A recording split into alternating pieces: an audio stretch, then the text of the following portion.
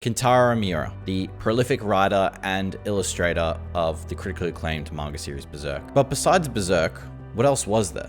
What other stories was Miura-san hoping to tell? Once I read all of there was for Berserk, I kept wondering what else Miura-san was hoping to do, especially when he finished. Turns out, he not only wrote one, but two manga series, also while serializing Berserk. And so I just kind of wanted to give my thoughts on what these stories are and how they were and how similar they were to Berserk, but also extremely different from what I've read so far. The first one we're going to be talking about is Gigantomaxia. With this manga specifically, this was Miura's first original work since Berserk in 24 years.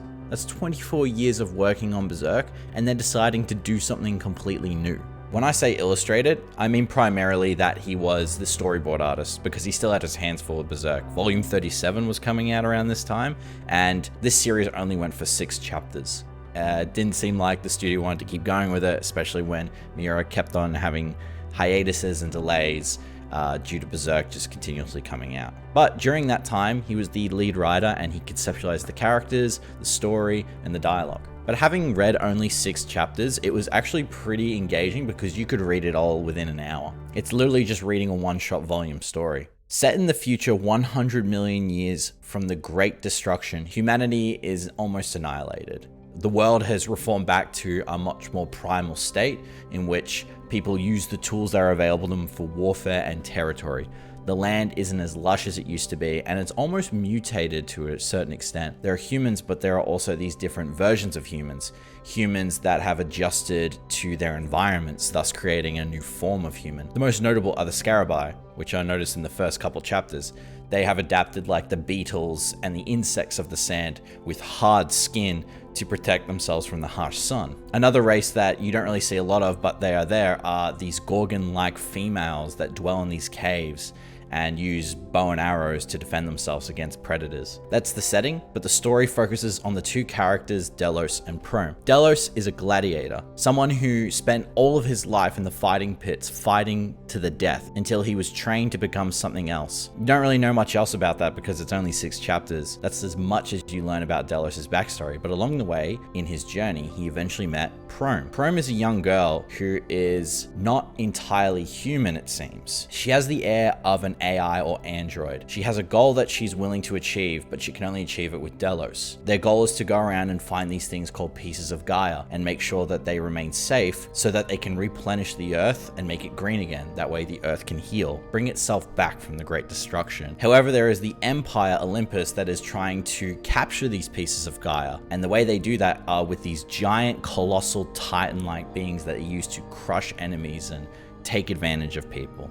Pretty much a giant Xerxes-like empire like the Persian army. That's the concept, which is a really cool one. And where we get into the story is where it finds a really cool niche of what Delos can do. Delos is someone who was taught by his master to become the wrestler. This is 100 million years in the future, but the teacher of Delos taught him that to be a wrestler is to be someone that fights their opponent, but not to kill, but to ease the conflict and protect all life. And also use really, really cool wrestling moves. This is where the concept of Delos as a character is really cool in that he's formed like this big hulking wrestler guy. And then when it comes down to fighting the Olympus Empire, it's with Prome that they're able to merge together to become the Titan Gora. So he has his skills and he feels everything that the Titan feels in terms of pain. So when it comes time for him to fight one of the giant titans of the empire, he uses wrestling techniques, which are actually really cool. And he has these rockets on his arms that are used to propel himself into the air, propel them so quickly he can take off the head of a titan. This is only possible with Prome, and Prome is someone who seems to be very unemotional, unemotive,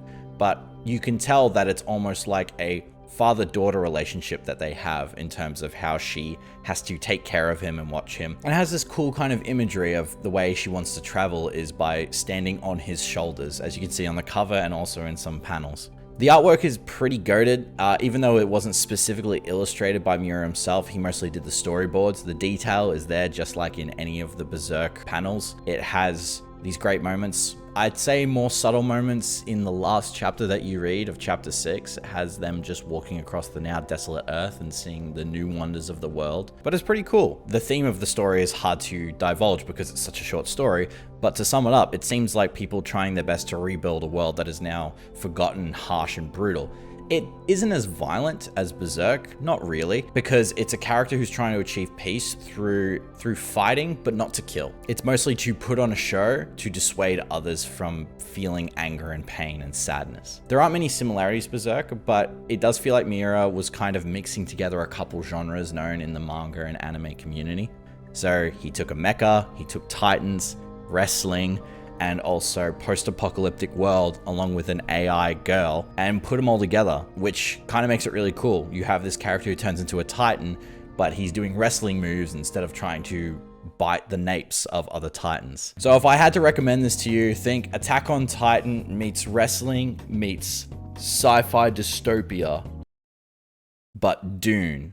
And that's kind of Gigantomaxia. Also, the characters are really well written. Delos is really funny. He's someone who doesn't feel very intelligent, but what's great about him is that he doesn't care if he has to understand something. He knows what he feels, and he knows that's what really matters. And that's what makes Prome so confused as an AI, but they somewhat learn from each other, which is really cool. It's a shame that it probably won't ever see the conclusion of the story, but it's a great setup. So if you ever wanted to read something and think, man, where would this story go? Especially if you feel like maybe there was something else to Miura besides some of the Berserk stuff. The second manga that he made after Gigantomaxia, while still working on Berserk, was a manga called Duranki. Duranki follows the story of Uzumgalu, which can be translated to the dragon. That's what this child is named, especially in the first panels of the manga. Uzumgalu is a being that isn't born from man or woman, isn't a man or woman, neither is human nor god, something else completely different. Uzum also has companions that are a bit different. Uzum has a pet dog, but then also befriends a god Pan, who has the ability to sway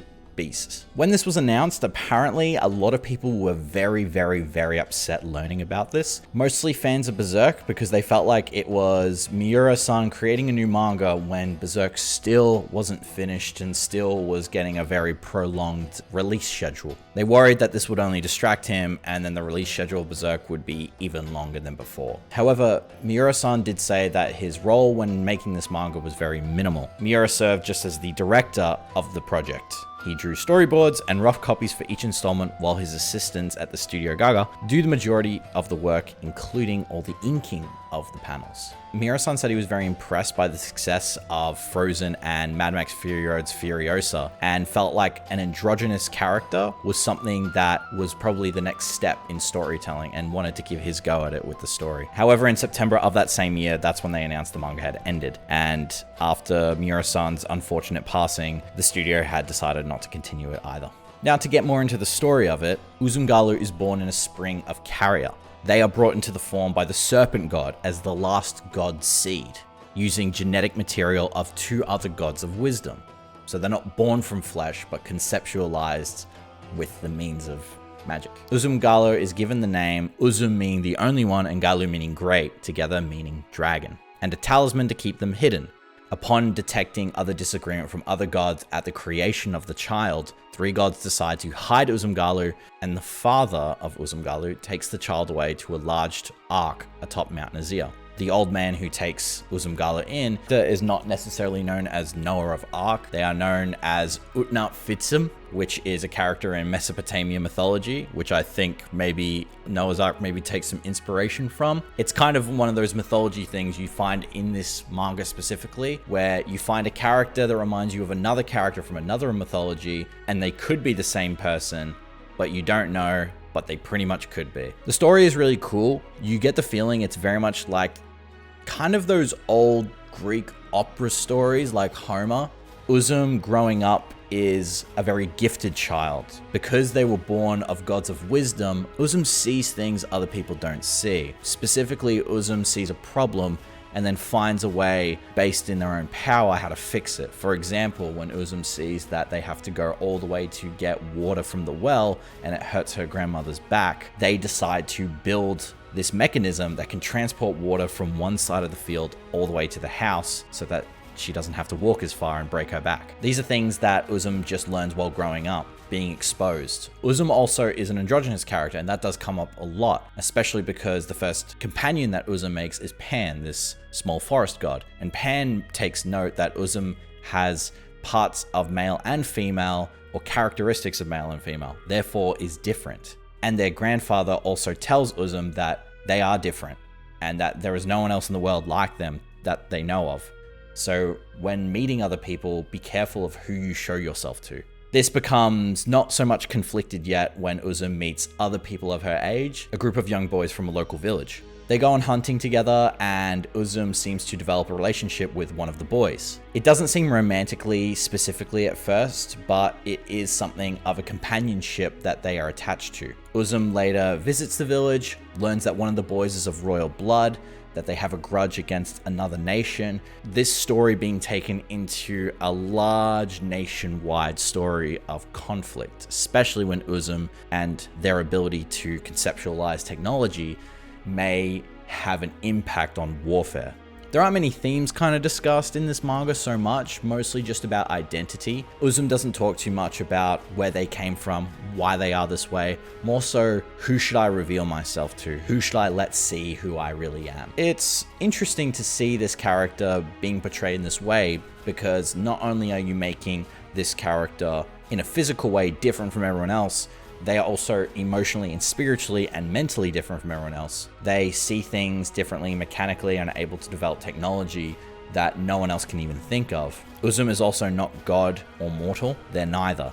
And it even perplexes some of the spiritual characters that they meet, like these nymphs that dance in the forest, or the spirits of the realm. It does feel like an old fabled childhood story with just a large, more gritty world. But there isn't much that you see that is terrifying. There is a large portions of actions of being chased by wolves, and then also the last chapter is a cliffhanger of Uzum fighting this large serpent-like dragon. That is probably where it becomes a bit close to Berserk in terms of the designs of not only the characters, but of the monstrous things they find. It's really, really cool. It definitely feels like it has Miura's style, even though he just did storyboards. Again, I do think even though he was the director, I don't think he wrote most of the dialogue. It does feel like the dialogue is somewhat different from what he usually writes, but it definitely does follow the arc of, okay, these are the rules of the world, this is how the characters act. If I had to compare in what ways it's similar to Berserk, I would say that it is most similar to when they get to Elfheim, where everything becomes magical and fantastical.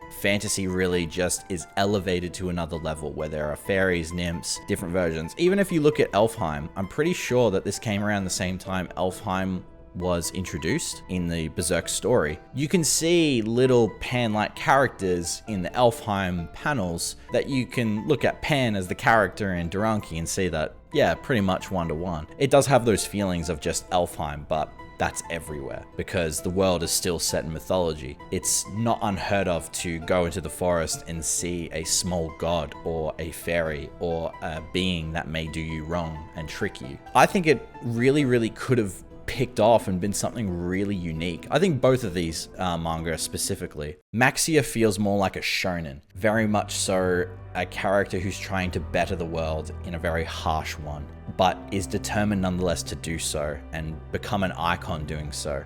It's almost like if you would take Eren Yeager and say, okay, go actually save the world. And he actually did save the world in a very, good way.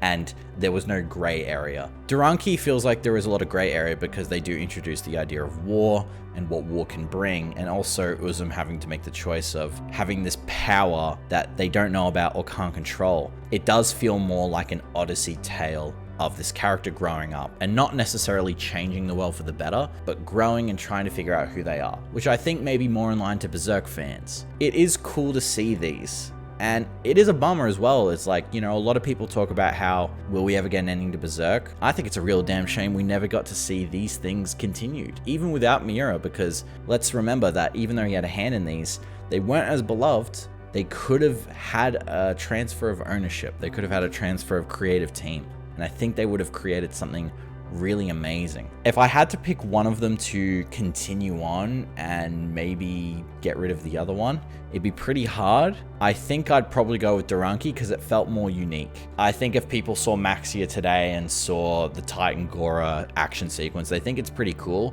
But at the same time, you'd probably have those very ignorant kind of fans being like, oh, they're just trying to build off the Attack on Titan hype. And that's pretty much all they're trying to do. Those are the manga that Kentaro Miura worked on while working on Berserk. So if you are interested, you should go check them out. They're actually really good. You can read them both in a day. That's what I did. There are some other manga that he worked on before Berserk Berserk, but they were mostly illustrations. That's why I haven't included them in this video if you're freaking out about those ones. Maybe I'll make a video, maybe not, I don't know. Let me know if you go read them, or if you have read them, what you thought. Comment down below if you agree with what I'm talking about, or if you think I'm off my rock, or maybe you think that Duranki's overrated, or Maxia would have been a better manga to continue. All in all, thanks for guys for watching. If you enjoyed the video, subscribe. I'd appreciate it. As always, have a good one.